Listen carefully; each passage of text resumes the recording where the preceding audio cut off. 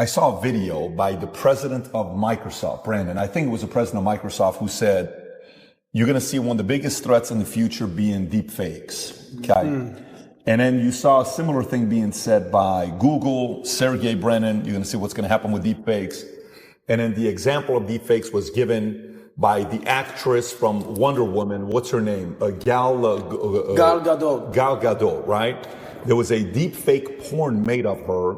Then there was a deep fake video made of Trump. Then there's deep fake of Joe Rogan. There's one of Morgan Freeman. Hi, I am not Morgan Freeman. Kind of goes like this. Wow. So the direction we're going with deep fake, right?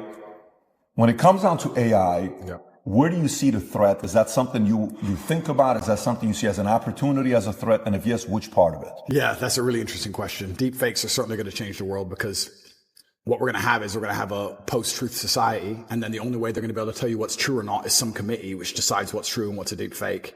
And then they're going to be in charge of the world. And then they're going to lie to you. And then you're really in trouble. So that's going to be very interesting. Once you get to the point where, what did I say earlier about not being able to trust your own eyes? They're going to take that away from us soon. Then what? Then you're really in trouble. In regards to AI, I think it has to be adopted. Inside of my school, Hustlers University, we teach AI with absolutely everything. A lot of the images we generate, even on my Twitter account, is all AI. And what's actually scary about the modern world is, I don't consider myself old. I'm 36. But some of the children, I call them children, 17, 18-year-olds inside of my school, Hustlers University, they're AI wizards, and they can do magic with this stuff. Magic. Like, they can literally, genuinely, Andrew Tate on the moon, and the image is generated in seconds. Like, artists are going out of business. I thought AI would put truck drivers out of business. Artists are going out of business. Musicians are going out of business. It's kind of scary. I do like to think that with things like AI, there's always going to be some degree of natural separation between the men who are genuinely inventive and killers and the men who are more... Let me change the way I say that. I think if you're an exceptional person, a truly exceptional person, you don't have to be afraid of nearly anything. But you'll probably agree with this. In my experience, in nearly every business in the world, you have 10% killers, and then you have a bunch who want the paycheck. They do their job, but I wouldn't say they're killers. You understand? Mm-hmm. And we live in a society for a long time where I didn't even tell you now, sometimes when I hire, I'll say to my cousin or to my COO, I'll say, look, either get one killer or 3 normal people. Because that's the reality. That's the basic. You either need 3 people to half do the job, or you need 1 killer to do the job. And I think that those 3 people who half do their jobs, enough to not get fired, they turn up most of it on time, but they're not really that motivated. Those are the ones who have to fear AI. I think businesses in the medium term are going to become killers and AI. I tell them now, I have some guys who work for me on one particular company and their sales staff. I was reading through the sales scripts. The killers doing really well. But the average guys have said, you're not doing much better than ChatGPT could do right now. I want to warn you that you're not doing much better that I could replace you with a machine today, let alone in 5 years from now, for free. You need to be careful. So I think it's just becoming more and more competitive. The idea that you can just be Joe Schmo, do your job, turn up, I don't try that hard, it's fine. I think that's all going to go out the window, because as the world becomes more competitive, as a company, you have to compete with your competitors. And the only way you're going to be able to do that is just, where do you cut the fat? Where do you cut the slack? When I see AI popping up and getting more and more intelligent in the way it's talking, that doesn't scare me. I have a way with words. If I was Joe Schmo, I'd be afraid. This chat GPT can probably text your girl better than you can. He'll probably get laid faster than you will. That's a little advice for the guys out there right now. Just plug it into your phone. It'll do better than you do. So that's scary, you know? That's and hilarious. I think that's what the average man really needs to struggle. And I've been saying this has been my message for a very long time in all realms. I've said for a very long time that life for the average man is going to get harder and harder. It's becoming more and more competitive. You need to find more and more ways to stand out and be unique. And the only way to really do those things, unfortunately, as a man, is to suffer. And that's one of the reasons I'm kind of glad that God put me in jail, because if you look at anything that builds a man into a man, there's a degree of suffering. It's very hard to become a man and have a man who's respected and has stories and is capable when he only had a nice life and nice experiences. It's usually the things that made you the best version of you are usually the worst things that happen to you. So the demons I carry from jail, the fact that I can't sleep. The fact that I can't sleep, I've had girls say to me, you can't sleep, you need to see a psychiatrist. And I said, absolutely not. I would be furious if a psychiatrist walked in here and took my demons from me. I don't care if they could fix me with a click. They're mine.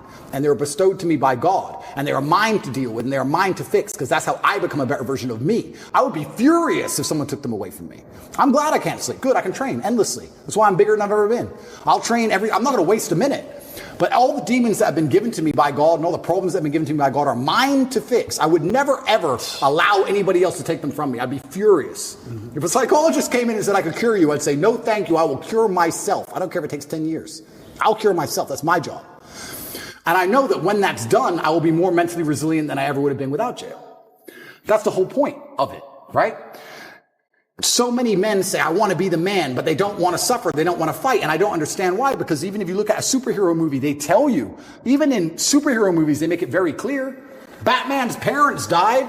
That's why he's Batman. All the bad things have to happen.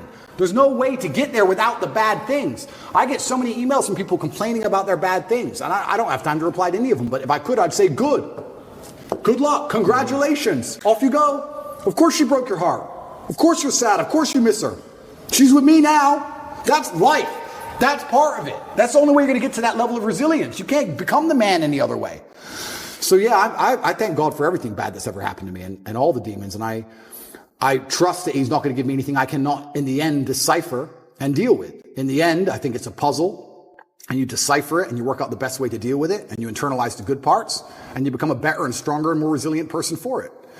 So I have to thank God for every single one of them. Well, I mean, you got to go through shit to be the shit. That's basically what it is. And by the way, what you're saying is not a hypothetical. You talk about being the average man. You see this play out on dating apps these days. Have you seen what's happened, especially on Instagram and on all the dating apps, Hinge, Bumble, and out there? The top guys out there are getting 90% of the women, whereas the bottom guys, I think the stats are a third of men under 30 have not been laid in a year. If being average is not acceptable anymore. At all. It's not acceptable anymore. And it's not acceptable in the sexual marketplace, but it's also just not acceptable, I don't think, even in life anymore. Period. You have to diversify now so much to even protect yourself. The idea that you can just be a law-abiding citizen in a country and just work your job and be okay is gone. It's gone. If COVID doesn't prove that, I don't know what will. Yeah. Look at my situation. You have to diversify. You have to be smart enough that you have assets and friends and capability and lawyers and whatever all over the world now. That's the only way to protect yourself. You can't just sit within one jurisdiction and go, oh, well, but I don't speed, so it's going to be okay. I don't think it is. I think it's coming to a point where it's not going to be okay. And AI is going to make it harder and harder, again, for those average men. It's just going to be harder and harder. I don't think the exceptional men are ever going to suffer from AI. I think we're going to use AI. Do you think this whole Neuralink that Elon Musk just got the approval for the patent? So now the sale is going to be, look, no matter what you do, John, you will never be like Andrew Tate. Yeah. But if you take this Neuralink GT500/Tate, you're able to get upgraded to his levels and think like him and outthink and do this and do that for only $49,000. If you put this chip in your head, and we'll offer this to you. My mother always says to me, I'm glad I'm not young. And I'm starting to say that now. I'm glad I'm not young. Because I'm telling you, it's going to be scary, right? Because the world is hyper-competitive. Every single thing in the world is competition. I don't think people realize I'm a hyper-competitive person because I understand that every single thing I want, somebody else wants.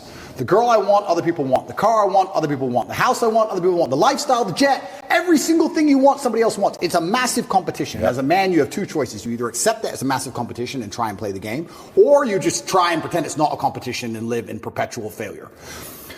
And it's going to become hyper-competitive. The world already is.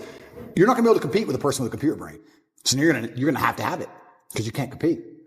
Then once you have it, then who knows? Can they turn it off? I don't know. Can they turn you off? I don't know. Can they inject the slave mind programming directly through the chip? I don't know. That's scary. I would never want to do that, but it's going to get to a point where you're not even a person without it. You can't function without it. You're a second-class citizen without it. Competition then, though? What happens to competition then? Is it going to be whoever has access to the best technology, whoever has the most recent upgraded version of XYZ Neuralink chip? Absolutely. It's going to become scary. I'm glad I'm not young. I hope it doesn't happen while I'm alive. I don't know. It's going to be an interesting world. Does it inspire you to want to have more kids, or you're like, that's indifferent? I'm going to have the kids. I'm not worried about that. I think in the 1700s, they're probably saying the same thing. The future's over and the future ain't that bad. So there'll be a way it will work out. I just have to instill within them the same values I have, and they'll find a way to work it out, and hopefully they'll be okay. PBD, you always say the future looks bright. I mean, you must be concerned. You've got 4 kids. I would have 20 more right now if I could. If I would have 20 more kids, right? I don't know how you feel about it. I'd have 20 more kids right now if I could. Absolutely love children. There's nothing bad about having children. The only thing I wish I did is start earlier. It's the only thing. Only thing I wish I did was Yeah, well, listen, right now, I don't know if you know, if you need some inspiration, there's this guy named Al Pacino. I saw that. Who had a kid at 82 and his girl was 29 years old, and De Niro had it at 79. Wow. Well, so it's never too late. You're never 36. too late. If you got the testosterone level of 32, I'm sure you can have 20 more kids. I'll be okay. Connect is an application which allows you to take a minute to connect with influencers from all around the world. My name is Andrew Tate, and I'm available to speak directly to you on Connect. So if you like this clip and you want to watch another one, click right here. And if you want to watch the entire podcast, click right here.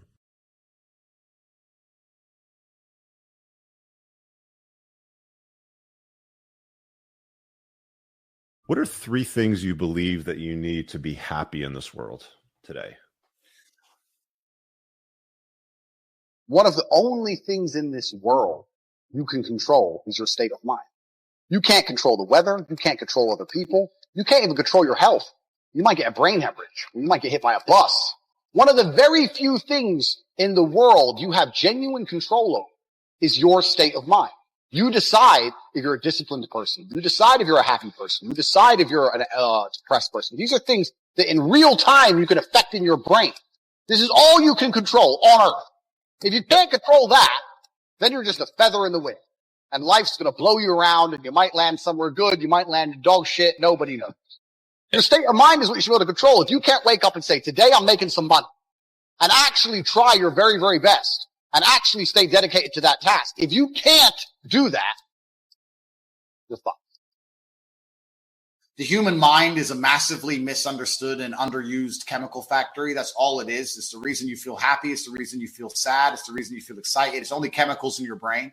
And I think if you try and take conscious control of your mind and force yourself to feel what you want, when you want, you can truly start to feel emotions on command.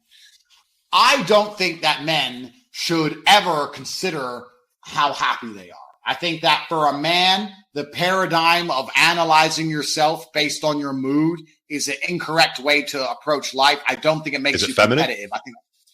I just don't think it makes you competitive. I feel like as a man, life is ultra competitive and you're constantly competing against other men, whether you realize it or not. The girl you want, other men want. If you get her, it's a competition. The dollar you want, other men want. If you get it, it's a competition. The status you want, other men want. If you get it, you won the competition.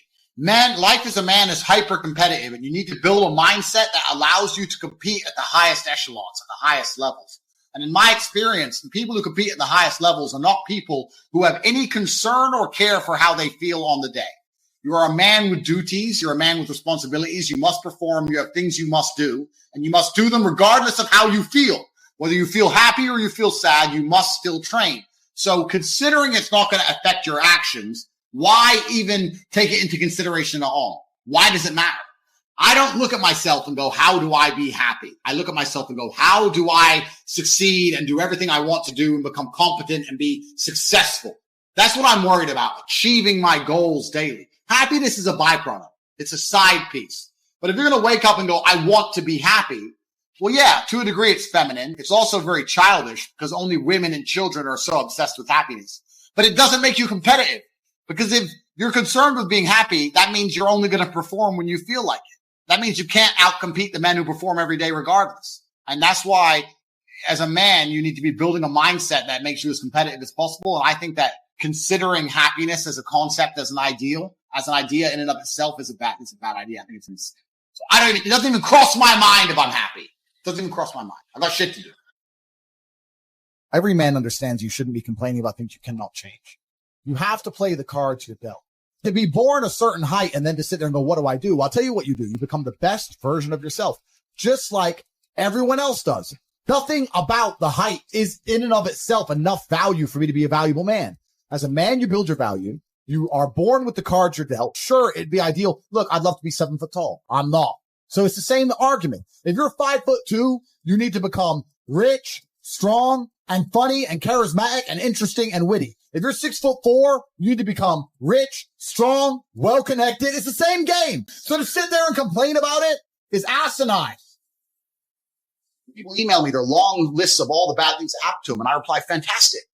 You are so lucky. You have all the building blocks to become the exact kind of man you want to be. If none of this shit happened to you, When something else bad happens to you later, you wouldn't be able to deal with it. Fantastic. Bad things happened to Batman. They killed his parents. Do you understand? That's why he's Batman. You've just told me you have the building blocks. You might become top G when I retire. What are you complaining about? He goes, well, what do I do? I said, you need to work.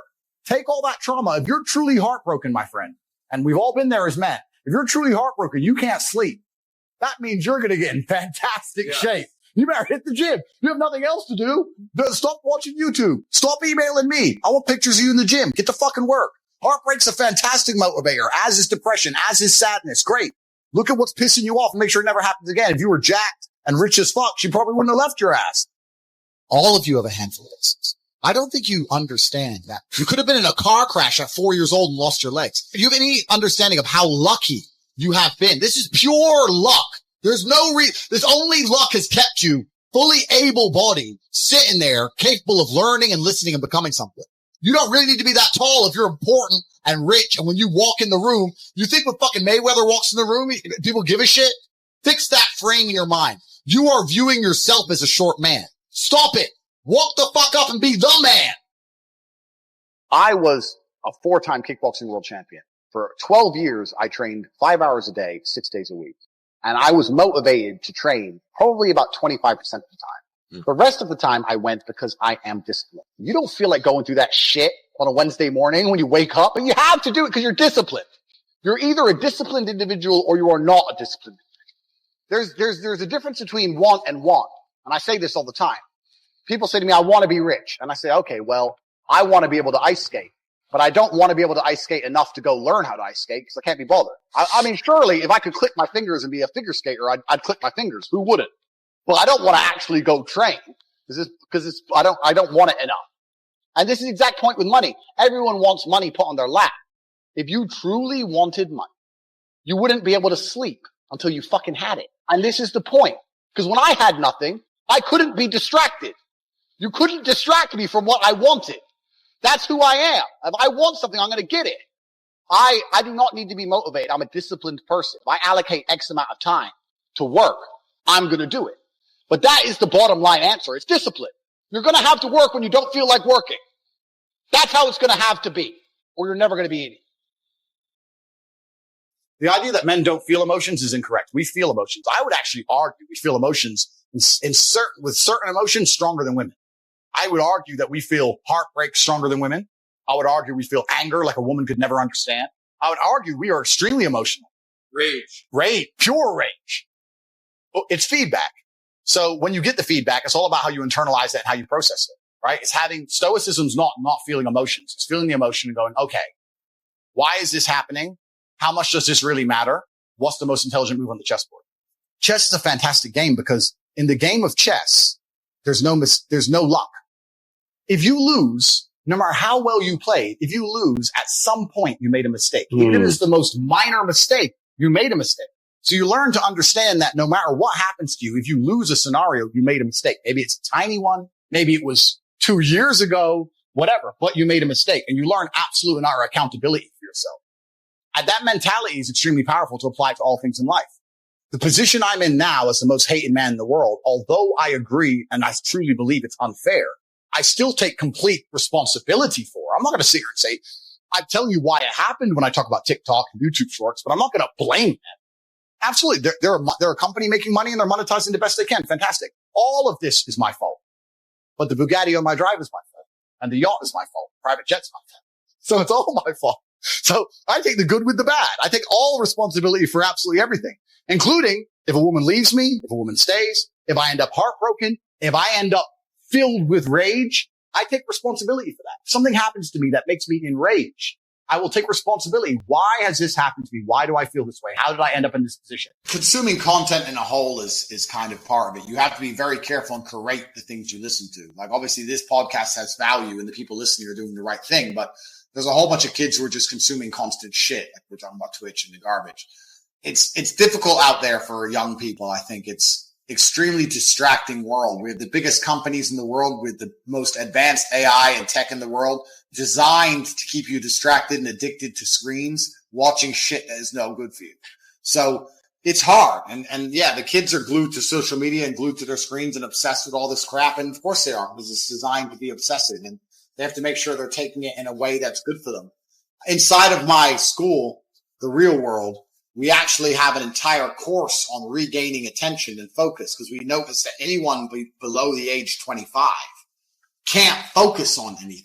If you were to say, here's how you make money, go, they'd try, but after 10 minutes, because it's not flashing colors and dopamine, they can't do it. They can't read anything. They can't focus on anything. They're just addicted to TikTok screens and just new video, new video, new video, new video. So like people have lost their minds in real time. They've lost their ability to focus on anything.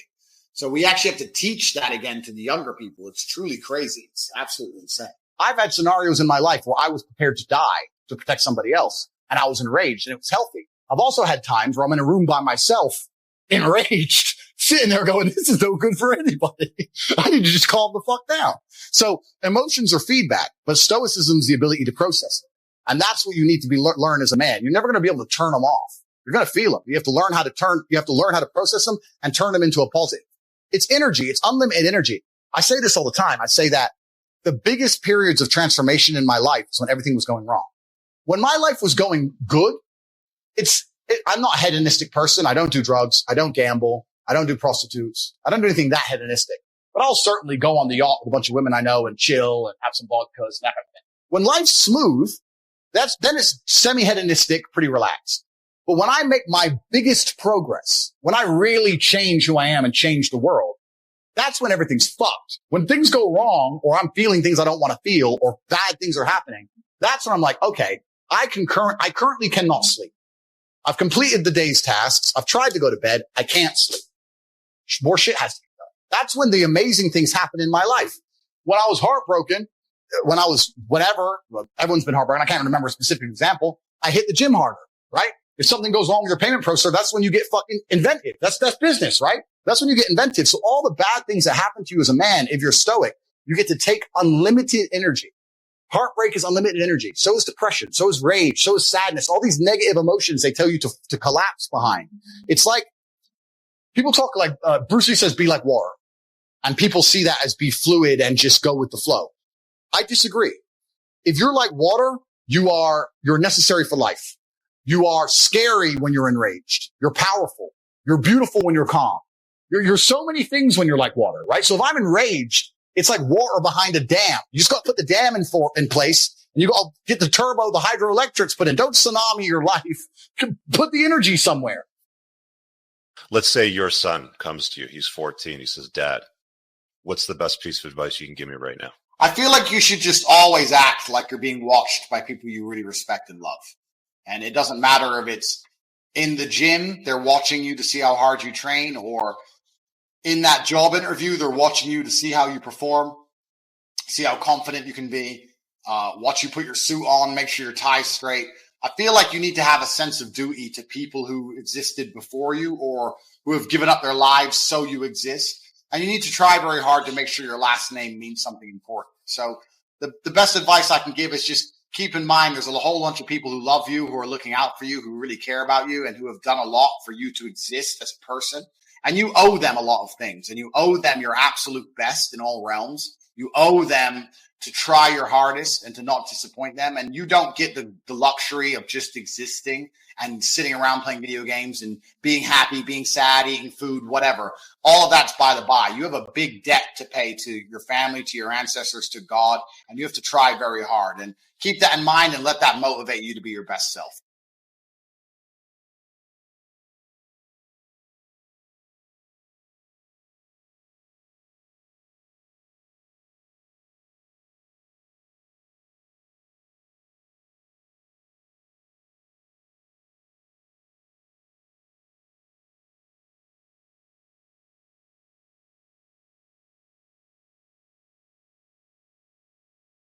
I think we're here to struggle and to learn. I don't think we're here to be happy. That's why when we keep going back to the happy argument, I've always found that kind of frustrating and annoying. Yeah. And someone goes, oh, but I want to be happy. Why? Why? Why do you want to sit there and laugh? Like you were happy your entire childhood. That's your happy days. You're allowed to be happy as a kid. Right. It's all over now, right? You're a man. You have responsibilities. I think we're here to do important. Provide, protect. And we're also here to do important things. And important things are going to be difficult and they're going to be hard and you're going to get frustrated. But that's what gives you purpose. I don't see anyone who's chasing happiness. I think that's a very feminine frame. I understand why some women just want to be happy.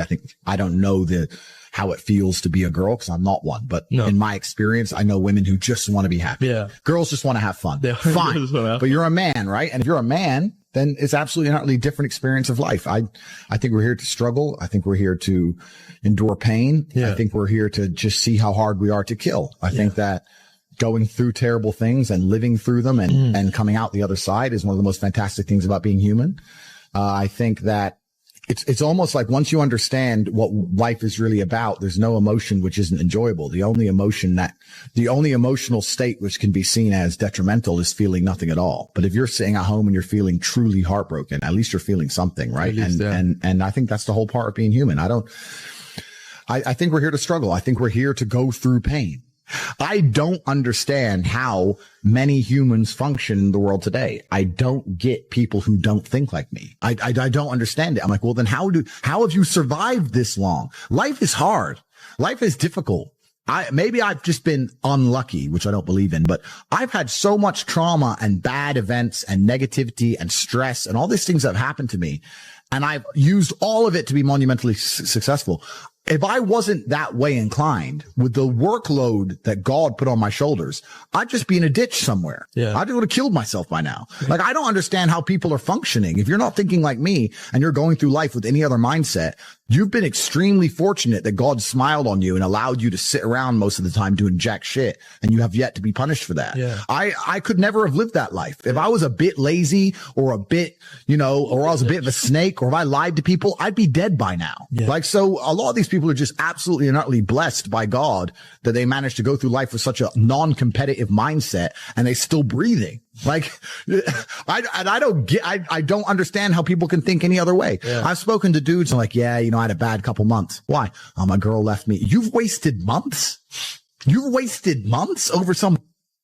Like, you had think of how much God loves you to have given you the grace and given you the opportunity to waste months of human time over some chick. Like, talk about blessed head to toe. If I waste months, empires are going to collapse. I'm going to end up in a cell or dead if I waste months. I have things to do every single day. Right? I can't waste a second. Like, these people are just absolutely infinitely blessed. And their mindset is a product of that because they're spoiled children. Absolutely spoiled children. If you're going through life with any other mindset besides a hyper competitive one, where you are capable of competing with some of the most dangerous men on the planet in all their forms, me and my network and also my competitors. If you don't have that mindset, then you have to understand that you are spoiled. Yeah. You're spoiled by your reality because there's a whole bunch of people out here daily who fail. There are men out here who fail daily and they have yet to feel the true consequence for it. They fail to go to the gym when they know they should have gone to the gym. They fail because they forgot their keys and it took them 10 minutes to find them. They fail because they replied to a question they got sent on WhatsApp the wrong way. They fail because they didn't smile when they were supposed to. They didn't say please and thank you to that person who helped them. They fail because they didn't say hi to that girl who's looking at them out the corner of their eye. They just fail perpetually. They go through life missing every opportunity and just failing. And somehow we've built a society which is so soft and God is so giving and so graceful that they still have a place to eat and somewhere to sleep, and they're still surviving. That shows how nice God is. Yeah. Because before this society, truthfully, if you were that level of failure, you would be dead. Survival of the fittest. It's survival of the fittest. And none of these men out here are fit. No. Their mindset isn't fit. Their reality isn't fit. They're failures. They're failures. Yeah. And they're just failing every single day. I'm like, oh, but you know what? Tomorrow I'll go to the gym. Yeah. You've been failing your whole life. That's all you've done is fail. And then you sit and wonder why people like me absolutely and utterly outcompete you. It is so easy to become a top tier male in the world today because the competition is so ridiculously low. There are 2% killers like me and everybody else is amateur, head to toe amateur. They can't even pay attention to anything. They can't try at anything. They're amateurs. And it's really mind blowing to me because I've tried with all of my computational power to imagine having a mindset different to mine.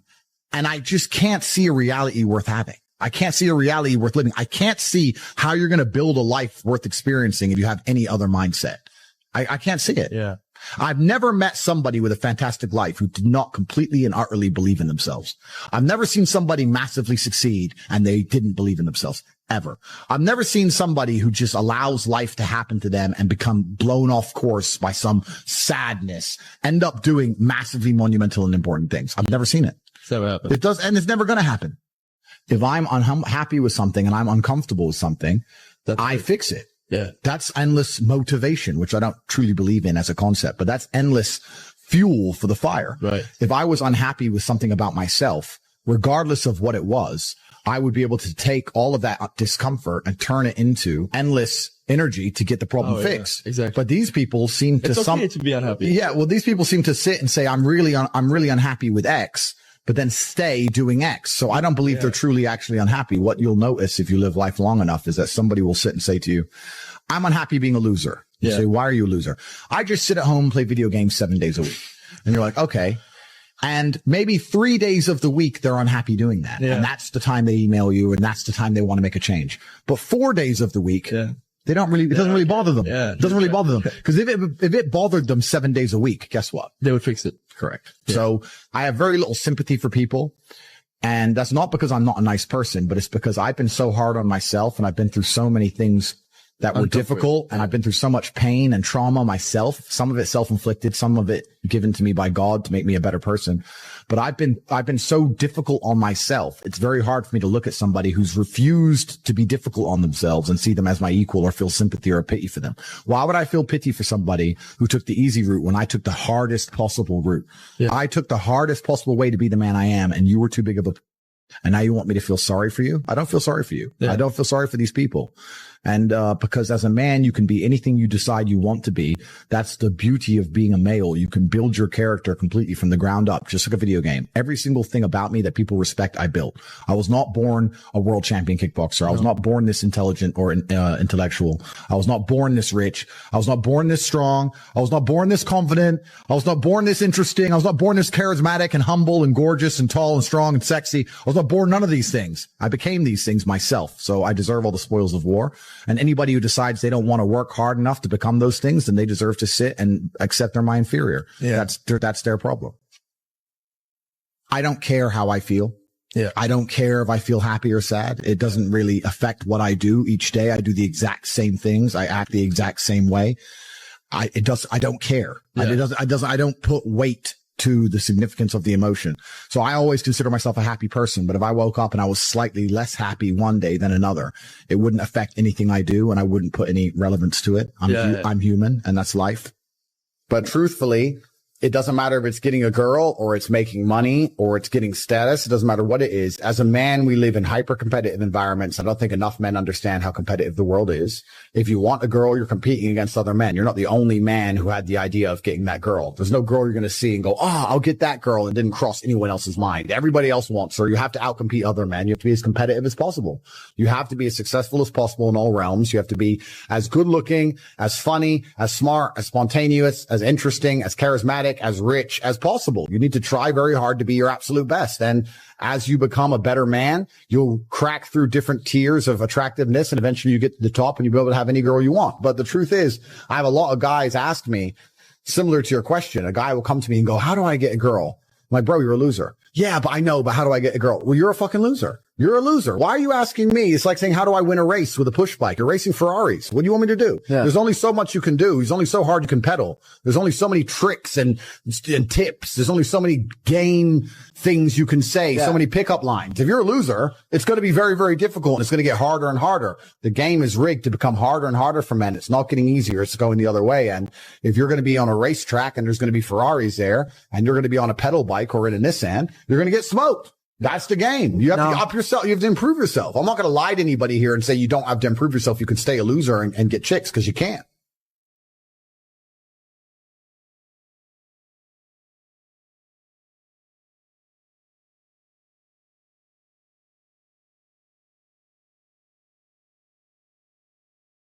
What are 3 things you believe that you need to be happy in this world today?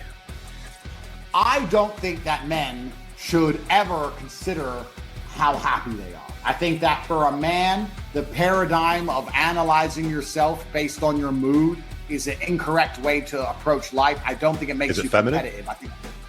I just don't think it makes you competitive. I feel like as a man, life is ultra competitive and you're constantly competing against other men, whether you realize it or not. The girl you want, other men want. If you get her, it's a competition. The dollar you want, other men want. If you get it, it's a competition. The status you want, other men want. If you get it, you won the competition. Man, life as a man is hyper competitive, and you need to build a mindset that allows you to compete at the highest echelons and the highest levels. And in my experience, the people who compete at the highest levels are not people who have any concern or care for how they feel on the day. You are a man with duties. You're a man with responsibilities. You must perform. You have things you must do, and you must do them regardless of how you feel. When things go wrong, or I'm feeling things I don't want to feel, or bad things are happening, that's when I'm like, okay, I currently cannot sleep. I've completed the day's tasks. I've tried to go to bed. I can't sleep. More shit has to be done. That's when the amazing things happen in my life. When I was heartbroken, when I was whatever, everyone's been heartbroken. I can't remember a specific example. I hit the gym harder, right? If something goes wrong with your payment processor, that's when you get fucking inventive. That's business, right? That's when you get inventive. So all the bad things that happen to you as a man, if you're stoic, you get to take unlimited energy. Heartbreak is unlimited energy. So is depression. So is rage. So is sadness. All these negative emotions they tell you to collapse behind. You know you're supposed to go to the gym. You know you're supposed to train, learn how to fight. You know all these things. You don't do them. That's your decision. It's your prerogative. I didn't make that choice. I made the choice to do it all. I decided all of that. And every single man watching this can do the exact same thing, which is why I have very little pity when I do these streams and people think I'm arrogant or I'm rude to people. Or even to you earlier when I was making jokes and I've been joking with the girls. You're saying good, drink the bro. soy latte. I'm not, yeah. Of course, and I know we're only joking, right?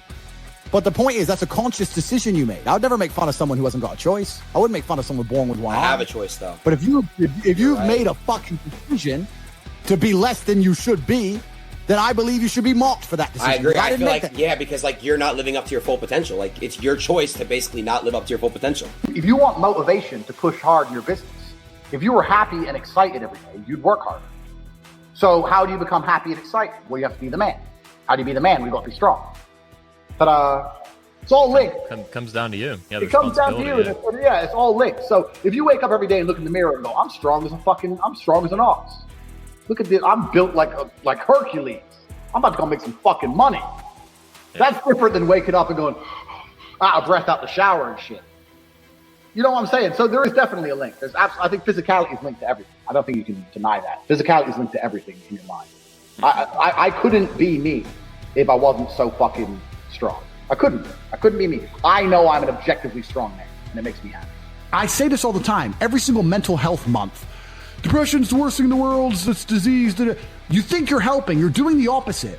Stop telling people that they can't fix it. Stop telling them it's a disease that's not their fault. And start telling people, look, if you work hard, you can feel better. You're depressed now, but if you go to the gym and you work out and you train, you get a good body, you start getting social, you get some friends, go to some social clubs, start to meet people, start to do things, you will feel better. That is far more healthy than talking about it's a disease we can't fix, take these pills. The gym has been proven to fix more depression than antidepressants. This has been proven. This is statistical. So when I say depression isn't real, people say, what you're saying is dangerous and you're going to hurt people.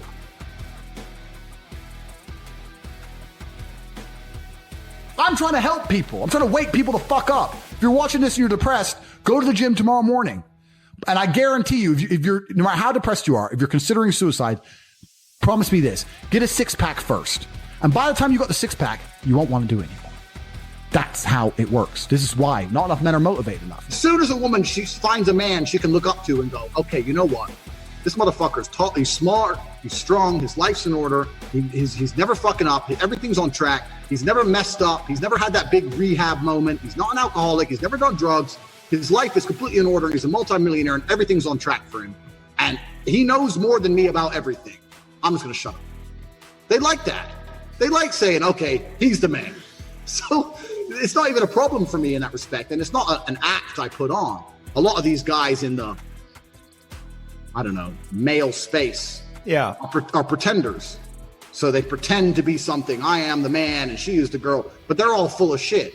I proved my point a million times over. You can YouTube me and you see me whoop asses. I proved it. So My relationship with women is I absolutely adore women, but I do not see them as my equal because I don't think they're capable like a man is. Bruce Lee says be like water. And people see that as be fluid and just go with the flow. I disagree. If you're like water, you're necessary for life. You are scary when you're enraged. You're powerful. You're beautiful when you're calm. You're so many things when you're like water, right? So if I'm enraged, it's like water behind a dam. You just got to put the dam in place, and you got to get the turbo, the hydroelectrics, but don't tsunami your life. Put the energy somewhere. I find it amazing that people will sit there and spend all their time upgrading that character, making as much money as they can, getting the best guns, getting strong, getting some hoes, meeting important people, getting the best car. They'll do all that in a game, but they won't do it in real life. I find that incredible. Like, my life is GTA. I don't need to play a game for GTA. If I want a gun, I'll fucking buy it. If I want a car, I'll fucking buy it. I want a bitch, I'll get her. It's me. I am GTA.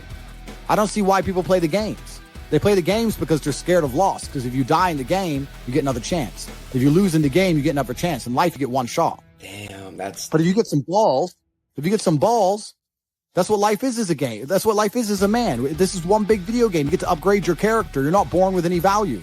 All these women that you just put me on with are born with value. They're pretty already. They're gorgeous already. They're good looking enough. Even if they're a 5, someone's going to give a shit they exist because someone wants to fuck them. As a man, if you don't make yourself valuable, you have no value. You have to get up and do it. Just like a video game, you start with fucking 0. You have to decide if you want to complete it. You have to upgrade your character. There's only one thing on the planet you actually have control over. You can't control the weather. You can't control your health. You can get a brain aneurysm or a heart attack. You can't control other people. The only thing you can actually really truly control is what you think. That's the only thing you can change in real time. You can be thinking of red and change it to blue. So why are you not controlling your own mind? It's your asset. It's your ally. It's your friend. Why would you make an enemy out of the only thing you have control over? I refuse to do that. It doesn't make sense to me. The worst thing on earth that could happen to a man could happen to me. And I guarantee you, I would still label myself happy. I'm happy because that's who I am. That's how I view myself. That's what I've decided. You have the will to fight, the will to experiment, the will to succeed, and the will to fail, and then keep going and going and going. Is that accurate? That's absolutely accurate. I think another thing about fighting will teach you is that it's kind of all or nothing. So my view to money always was, I either want to be a multi-millionaire or I don't want to work at all. So my view is very much like, I'd rather have my freedom and train and just bang girls on the beach in Thailand and live off $20 a day so I could afford noodles than work and be some middle income, go to work every day, sit on the motorway. I can pay my bills. I don't have much left. I'd rather, it was all or nothing for me. It's the same with fighting. You either win or you lose. I either wanted to have it all or I didn't want to play the game. I didn't want to play the game. I didn't want to be in the middle. So for that, I was always prepared to do sacrificial shit. I was always prepared to go crazy or try a crazy idea because I had to pull something off. Like I got offered all the time. Hey man, you can come. I got offered in Oslo. You can come and you can train people at our gym and it's $3,000 a month and you get a free apartment. You get to live in Norway and there's hot girls and you get to hold pads and you can still train. And I was still like, no, I don't want to work. I still got a job. No, I don't want to fucking hold pads with some dickhead. No. Yeah. I want freedom. And freedom either comes from being completely broke or rich. One of the best things about money is I've managed to create my reality absolutely. I don't talk to anyone I don't want to talk to. If you come to me and say, we can make $100 million, but I don't like your shirt, then you can get fucked. That's my life now. Because I don't need money and I don't like you. So that's who I am, right? So I've created my reality, absolutely. And the number one thing I will not do is talk to negative people. I don't want to hear, I don't care what your story is. I don't care what happened. If all you do is complain, you are not around me because it is sticky. It's sticky to you. It's sticky to the universe. It leaves a residue. I don't want to hear it. Everyone around me is happy. And not only happy, we're the kind of people, if we're in a trench and we're getting shelled, we're laughing. Yep. We're like, missed! Woo-hoo. That's who we are. There's no such thing as too much masculinity if it's genuinely masculine. Genuine masculinity is not out here to hurt people. It's absolutely the opposite. It's out here to protect. And when bad things happen, they call traditionally masculine men. If you need a firefighter, you need a masculine man. When you call the police because of the problem you had, you want masculine men. And as soon as a woman or a man is in trouble, when you look for backup, you look for masculine men. And masculine men have a duty to provide and protect those they care about. We have a duty to do things we don't feel like doing because we know we're supposed to do them. And that's why we stayed in the Titanic and died. Those were masculine men. Where did you get your views about this from? This is what I grew up with. This is the family I grew up around. And your father, your mother? Yeah, and the world I lived in. And I think a lot of the things I'm saying now about masculinity and how people should act in the world, how the world should function, were considered completely normal and accepted by everybody only 20 years ago. I think the world's just lost its mind. You've got to be a little bit gone to it. You're not all there. You've got to be almost insane to your craft. Not a lot of people can understand that. That's why I don't know about nothing else. I do not pay attention to nothing else. There was games of football on yesterday. There was rugby. There was this. There was that. And like normal society is like, let's talk about this and let's engage in this. And I can't do it. I just don't. People are talking to me, and in my head, I'm counting something. I'm counting up a number, or I'm knee deep in a sequence on the mat or on the feet. That's my life. Sequences and numbers. Nothing else. I cannot pay attention to nothing else. Guys, this is some life advice from the top chief. If you're sitting at home and you want to do better than the current position you're in, the first thing you have to do is blame absolutely everything on yourself, whether it's good or bad. Because once you take absolute self-accountability, then you will find actions you can take, steps that you can make, which are going to directly correlate towards your successes. If you blame outside sources, if you say I was unlucky, or the government did this, or this politician, or this person lied about me, then you're blaming other people and you feel helpless. You need to feel in charge. You got to take absolute self-accountability, and that's what chess teaches, because no matter how well you play a game of chess, if you lost, at some point you made a mistake. Absolutely everything as a man is your responsibility. It's your responsibility to become your best and brightest version of yourself. And you're not going to do that simply by talking it into existence. You need to live it into existence. You need to go out there and do things which are genuinely difficult, genuinely stressful, which are genuinely scary, so you can become the man you want to be. So you have to take responsibility for these things, and you have to seek them and choose and find the correct difficulties for you to overcome so you can build a character worth having. You stare at your past and you'll end up staying there. It's okay to look back and admire it, but you carry on. People can get comfortable with a win and slack off then. Slack off on the training, slack off on the diet. They've won one. They're winners now. That's not me, you know. You sleep on a win and you'll wake up with a loss. Manhood is exceptionally hard, and life is hard. But how you shape yourself will determine how hard it is for you and how miserable it will be. As a man, there is no easy life. Your life is not about being easy. Your life is not about being happy. Your life is always going to be difficult. All of the pain you feel, all of the sadness you feel, you're supposed to feel as a man, and you have two effective binary choices. You either go through the suffering and go through the trauma and go through the hardship it takes to be a man of value, or you suffer eternity as a nobody. And being invisible, I would argue, is almost worse. You can have a very stress-free life if you work in Starbucks. You don't care about the Starbucks once you clock off. You go home, you play video games, and you exist until you die. That's stress-free, but you have to suffer being a nobody. Alternatively, you can go out there into the world, try and implement your mark on the world, work hard, try to get rich, more money, more problems. You can try and start a business, the stress of that. You can lose your girlfriend because all you're doing is working. This is a new level of stress, a new level of trauma, but at least you'll be a somebody at the end of it. There's two ways to suffer. You either suffer as becoming a somebody, or you suffer as a perpetual and forever nobody. I've been listening to laughter all my career. Yeah. I've been listening to them laugh my whole career. They've been laughing. What? An Irishman win a Cage Warriors world title? Hell no. You serious? An Irishman? An Irishman win a fight in the UFC? Hell no. Laughs all around. Okay, you gotta win. Now he wants to win a world title? Hell no. He's all talk. He's all hype. He's a joke. Laughter all around at the Joker. Then the Joker goes and wins the world title. Now he wants to win a second world title. More laughter. Listen, the sound of laughter and the sound of doubt motivates me. I've got this situation where people are truly doubting me, like they doubted me at the very, very beginning. And that's motivating for me. That's what's going to drive me to the gym when I need to go to the gym.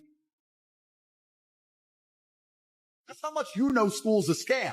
You don't look at someone rich and respect them thinking he went to school. The people you are learning from in school aren't even fucking rich. Your business professor's never had a business. School's a scam, and it's the biggest scam on earth. The reason it's a scam is because it operates in a vacuum. It operates in a vacuum because it cannot be fairly compared to any other service. So you can get a loan for school, but you can't use that money for anything else. Because if they were to open it up and put the school, the education system, into the fair market of capitalism, it would fail.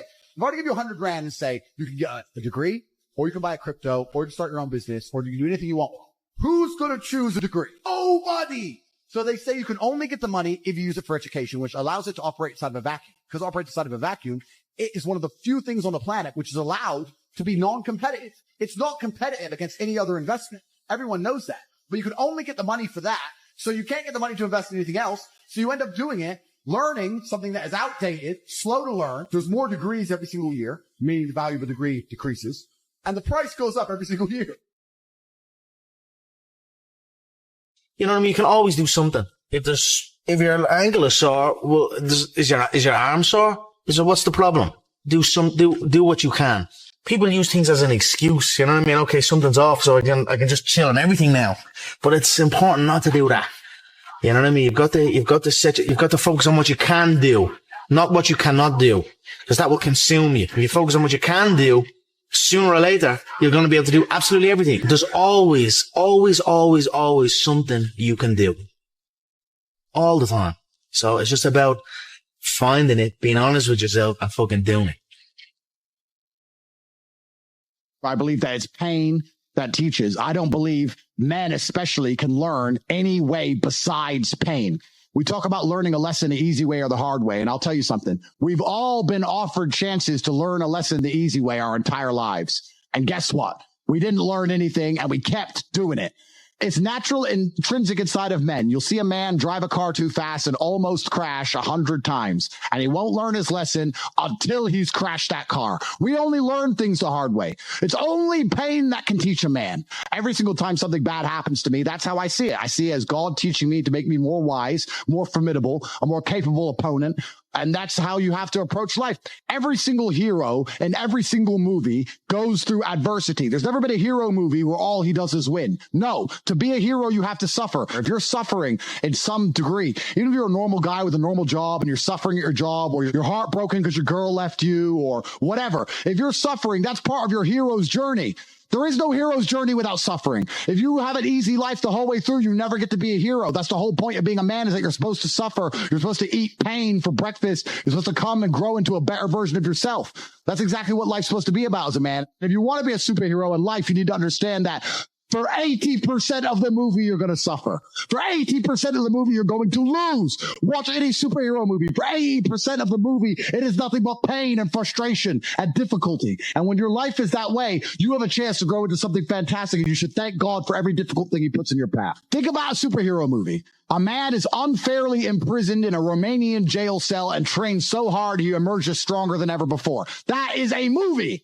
You get to live a movie as a man if all you had was some balls. We are living movie scripts. Why? Because we have bravery. Most men sit there and wonder why they're depressed, because you don't get to live a movie. You're not the main character of anything. You're not even a secondary character in anyone else's movie. You're an unimportant nobody because you were afraid your entire life. You've lived like a coward your whole life. You were afraid of what might happen if you have some balls. And then you wonder why you're depressed. I'd be depressed if I was you. Of course, your life sucks. I'd rather go to jail as me than live free as you. Because when you're free, you can't even do anything. You can't go where you want. You're broke. You can't have sex. Girls don't want you. You can't speak because no one listens. So what are you free to do? You're more in jail than I ever was. My mind is free. I'm allowed to think what I want to think and say what I want to say. They have thoughts and they go, don't know if I should say that. They second guess themselves. They're their own worst enemy. Every single part of me is on my team. I have enemies who want me dead. Fine. But every single part of me, my mind, my hands, my legs, every single part of me is on my team. My body doesn't second guess itself. My mind doesn't turn on itself. We don't break and self-sabotage. There's no civil wars inside of Andrew Tate. Now, a lot of men no longer have shame. You have no shame left. You should be too ashamed to be a coward. You should be too ashamed to do the wrong thing. Where's your shame? Well, we destroy that, right? We destroy that even in schools with men and stuff. I'll tell you something. My brother can shame me into doing something. He can shame me. He can call me a pussy or a coward, and I'll set up and say, no, I'm not, and I'll do the brave thing. Shame works for men sometimes. I say to men all the time. Men come to me and say, I can't get a girlfriend. I say, it's because you're a loser. You are a loser. Change that fact. Come to me and prove to me you're not a loser. I will shame him, and he will react to it, and his life will improve. But now we have men with no shame. They'll walk around with no shame at all. And then we wonder why we have a whole bunch of cowards. Cowardice is always the easy choice, but you should feel too much shame to take it. That's the problem. It's the path of man. It's the path of victory. And it's the only path to truth. It's the only path to genuine happiness in your heart. There's one path. There's one. There is one path to happiness, and that is masculine strength, and that is eating pain for breakfast and becoming a better person. The flavor of life is pain. You try to change the flavor, you're going to end up disappointed, you're going to end up weak, you're going to end up miserable. Accept the flavor and learn to love it. That's the only path to genuine competence and happiness within yourself as a man. The Irish mentality is when you finish school, if you're not going to college or anything, you have to get a job straight away. There's no chasing your dreams and doing what you want to do. You know what I mean? It's get a trade or get in and do a job. So I got the first trade that came my way, which was plumbing. You know what I mean? And I spent 18 months doing that, and I'm looking around on the site and I'm looking at the fully qualified people, you know, bad backs and bad posture and not a good life to live, you know, and I just realized I didn't want to go down that route. You know what I mean? I thought I could do something with my life, and I knew I had the ability to make it in this game. When I walked out of jobs, that's what I did. I left the plumbing, and obviously my mum and dad weren't too happy, you know what I mean? So, but like over time, they saw the amount of work I put in, you know what I mean? No one works harder than me. I'm the hardest working athlete on this island. So if Mike Tyson walks in here and tells you he's going to teach you how to box and says you can't fight, you're a pussy. If that upsets you, then you can't learn, right? It's Mike Tyson. Just shut up and listen. Yeah. If someone, Richard and me, comes along and says, Andrew, you don't know shit, you're a dumbass and you're a brokey, I'm going to sit there and go, okay, maybe I'm a brokey. Elon, tell me something, right? I'll listen. But if you're going to sit there and go, don't call me names and not listen, you're never going to get anywhere, right? You don't become the master unless you're very, very good at being a student. And I've always been very, very good at knowing when to shut up. But I've got to a point in my life now where I don't have to shut up ever. So I don't. I don't know how a man is waking up and he's happy without money. Well, I think I've written books on money, done a lot of exploration. I actually think the rhetoric that money doesn't make you happy and life isn't all about money is part of the propaganda of what you call the matrix in indoctrinating us to concede and just enough so that we can pay our 50% taxes and pay our interest on all of our loans. And then when we die, pay 40% of everything that we own. Because if we know that money makes us really happy, we'll go and find it, which means becoming an entrepreneur and getting out of the system. And then that is freedom. Oh, absolutely. So I think the smartest thing the rich people ever did was convince the broke people that money was. I think that's nail on the head. All the rich people like, don't worry, guys. Don't worry. Money doesn't make you happy, guys. I'm going to keep mine. But don't worry, it doesn't make you happy. I promise. I'm sad. Promise. You're sad? Yeah, we both are. Good luck. Biggest scam alive. Because money is freedom. It's freedom to drive what you want, eat where you want, go where you want. It's freedom to sleep with who you want. I just described it.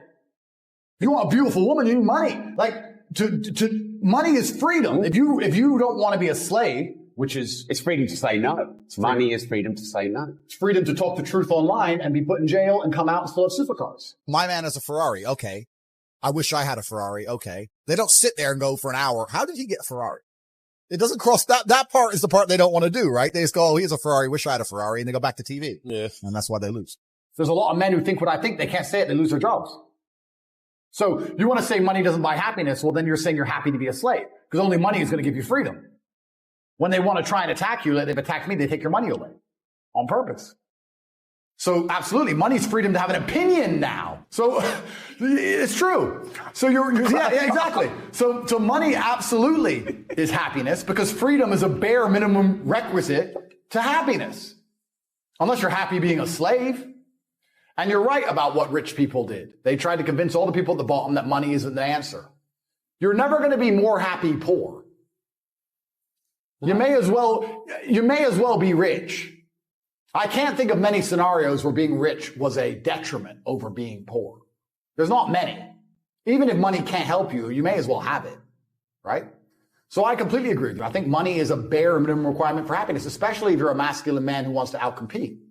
Then you need money because money is basically everything. I think money is the most important thing in the world is health because you have nothing if you're dying. Second thing is family and friends who you love. And the third is money because it's everything else. I think everybody knows that the system and the path they lay out for you is not a path that's going to lead to where you want to be. And I didn't know what the other path was, but that intrinsic distrust for the system and that distrust for the things they wanted me to do made me search for other avenues. And then I found them, right? And if you speak to the people who are richest, if you speak to the people you know, this is for everyone at home as well. If you speak to the people you know who have the most money and go up to them and say, hey, what made you rich? None of them say school. Do any of them say school made me rich? I got an A in GCSE. Like, who gives a shit? It's bullshit, right? So it's all indoctrination. So I knew it was indoctrination. And for that reason, I was always searching. And if you're searching, you're going to find. When I was 15, my first job was carrying boxes of fish from 7 a.m. till 5 p.m. And I would run to work. So I'd leave the house at 6. I'd run an hour. I'd get there at 7. I'd finish work at 5. And then I'd run from there to the fight gym. Get to the fight gym. I'd get there early before training started. I'd eat food next to the gym and then I'd train. And then I would get a ride home from my girlfriend at the time. So my entire life was 17 hours a day of just running and working and carrying boxes and fighting. And I can't be more thankful. You know, I don't want to be arrogant, but I'm going to. I really do believe I've had the perfect life. Now, I don't know if that's actually because I have the perfect life or if I framed it that way, but I am so thankful for everything. I am so glad I got to grow up poor because I wouldn't appreciate money if I didn't. And I'm so glad I got to spend my 20s, that decade where you're as powerful as possible fighting. And I'm so glad I've had difficult jobs and no money. And I'm so glad I couldn't pay my bills so that I appreciate now all the money I have. And I'm so glad I had the parents I had. And I'm so glad all these bad things happened to me, but enough good things happened. And I just really feel like it's been the perfect path. And I think back on that job. I think back on how my life was back then. And I realized that I wouldn't appreciate any of the things I have now without them. There's absolutely no light without dark. The best thing about being rich is talking about how you used to be poor. Otherwise, it's no point being rich at all. You're not going to enjoy any of it. You're going to end up addicted to drugs and doing crazy stuff, right? Yep. The reason I'm so happy, I don't drink, I don't do drugs, I'm happy every day, I'm pretty emotionally balanced, is because I wake up in a big ass house and I realize that I don't have to worry about rent the next day and everything's fine. I see it that there is so much money everywhere and even I can't get it all. So I want as many people around me as possible to be rich because now I'm at least around more money. If I send a message inside of HU and said, I want to raise $100 million amongst my students themselves, I can do it. I've got my own venture capital firm now. I was like, boom. All right. 100 million. Let's buy a yacht. Here, dish it up. Bang, bang, bang. Done. Yeah. Because all of them are making money.